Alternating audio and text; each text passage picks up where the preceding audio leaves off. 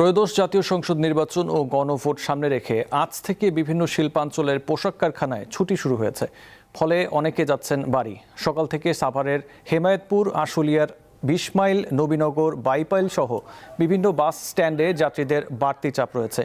যাত্রীদের অভিযোগ, অতিরিক্ত যাত্রীর চাপ তৈরি হওয়ার কারণে পরিবহন শ্রমিকরা অতিরিক্ত ভাড়া আদায় করছেন।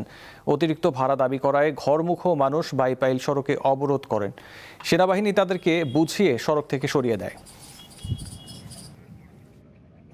বাড়ি যেতেছি, আত্মীয়-স্বজনের দেয়া নিয়ে, কিন্তু গাড়ির ভাড়া বেশি, গাড়িও পাওয়া যাচ্ছে। গাড়ি অনেক ভাড়া, বাচ্চা নিয়ে দাঁড়া আছি, তারপরে আনন্দ লাগতেছে ঈদের মতো।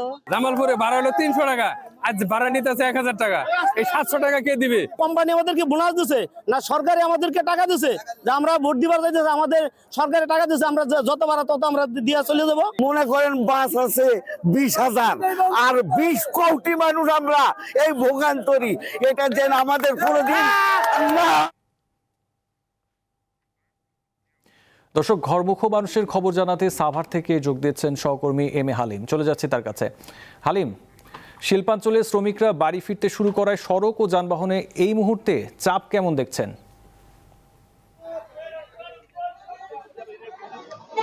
আসিফ, এই মুহূর্তে যদি আপনাকে জানাই তা হচ্ছে এটি হচ্ছে যে পল্লী বিদ্যুৎ থেকে বাইপাইল এবং বাইপাইল থেকে শ্রীপুর এবং সেখানে চক্রবর্তী থেকে চন্দ্রা পর্যন্ত কিন্তু প্রায় ১০ কিলোমিটারের যানজটের সৃষ্টি হয়েছে। তো সকাল থেকে আমরা দেখতে পেয়েছি যে এই ৪ দিনের যে বিশেষ একদিন সহ ৪ দিন ছুটি পাওয়ার পর থেকে যে শ্রমিকরা তারা কিন্তু ভোট দিতে তাদের গ্রামের বাড়ির দিকে ছুটছেন। এবং একটি বিষয় জানিয়ে রাখি, গতকালকে তাদের কর্মদিবস শেষ হওয়ার পরই কিন্তু তারা সন্ধ্যার পর থেকে কিন্তু মহাসড়কের বিভিন্ন যে কাউন্টারগুলো রয়েছে সেখানে কিন্তু তারা ভিড় করতে শুরু করে এবং সেই ধারাবাহিকতায় কিন্তু আজকে সকাল পর্যন্ত কিন্তু এখনো সেই মহাসড়কে চাপ রয়েছে এবং অনেক স্থানে কিন্তু জটলা রয়েছে এবং সেই সাথে যারা শ্রমিকরা রয়েছে তারা কিন্তু তাদের পরিবারের সাথে এই আনন্দ প্লাস ভোট দেওয়ার জন্য তারা যাচ্ছে এমনটি বলছিলেন। এবং সেই সাথে তাদের একটি অভিযোগ রয়েছে যে তারা কিন্তু এই আজকে যে তারা এখানে যাচ্ছে বাড়িতে, সেখানে কিন্তু যে পরিবহনের যে ভাড়ার বিষয়টি সেটি কিন্তু অতিরিক্ত ভাড়ার যে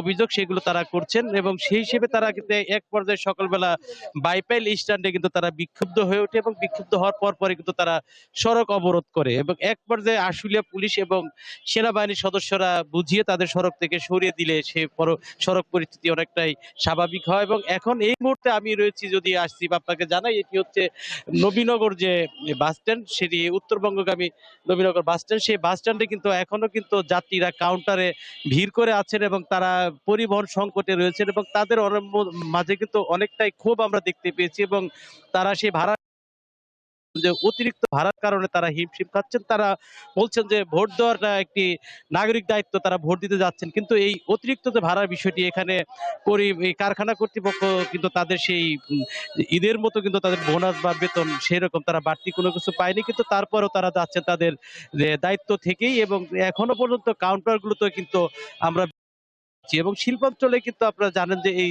৪ দিনের ছুটিতে কিন্তু একটি উৎসবের আমেজ বিরাজ করছিল শ্রমিকদের মাঝে, কিন্তু সেই অতিরিক্ত ভাড়ার কারণে কিন্তু অনেকটাই ফিকে হয়ে আসছে। সব মিলে এখন পর্যন্ত এই নবীনগর, চন্দ্রা এবং ঢাকা রিচা মহাসড়কে কিন্তু পরিবহন এর সংকট রয়েছে এবং যাত্রীদেরও চাপ রয়েছেন। তো এই ছিল আমার কাছ থেকে আসিফ সর্বশেষ।